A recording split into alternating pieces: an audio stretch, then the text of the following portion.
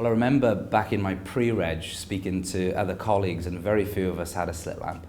And actually, if you were lucky enough to have a fundus camera, then that fundus camera, the output was on a Polaroid. So when you consider where we were, in terms of the technology that's in practice, it's really, really improved. I suppose some of the steps have been relatively small, but actually really, really important for patient welfare.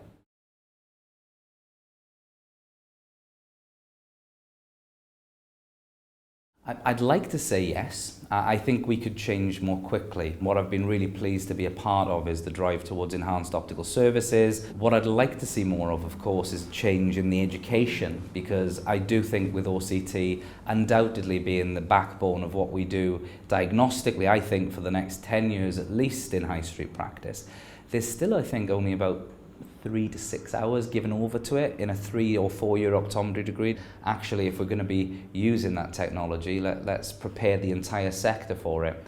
I also think there's some work to be done on prescribing. I'd like to see more of that done, and I think Glasgow are doing some great work in terms of making elements of their prescribing course part of the undergraduate programme.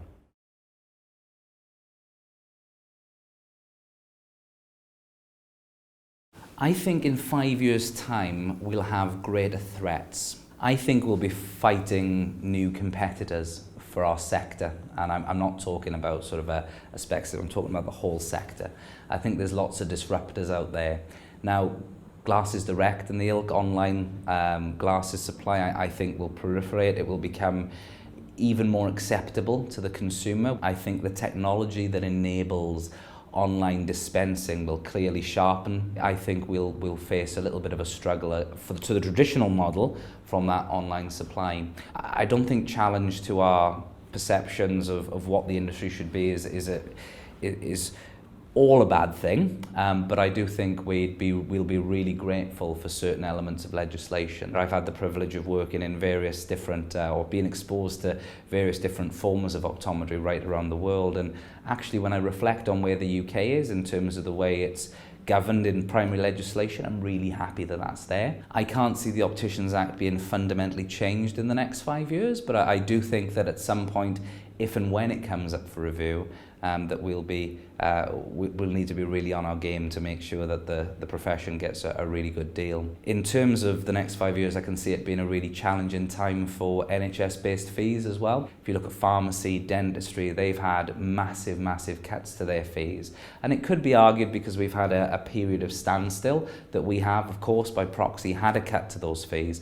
But when you look over the fence to the way that those professions have been slashed in terms of the spend, I think we should be grateful for that, and also minded that actually it could happen to us. I'd hope that it wouldn't, but who knows with the current political climate.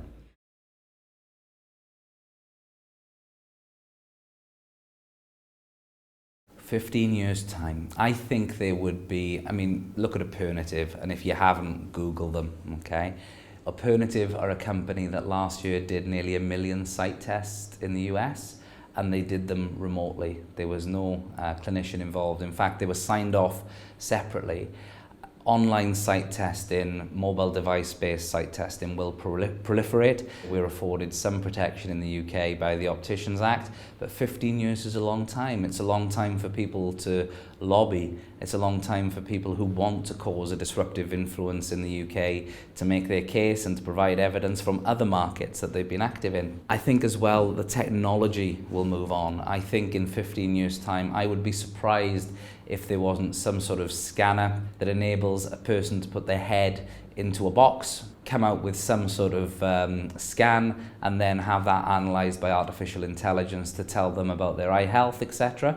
I think we've seen lots of people, Google DeepMind for example, IBM, Visualytics, all moving in that direction to bring these pieces together. And it's not beyond the wit of man that one box could have, refractive elements in it, so the testing of the actual vision as well as the testing of the health of the eye all in one place. 15 years is a long time.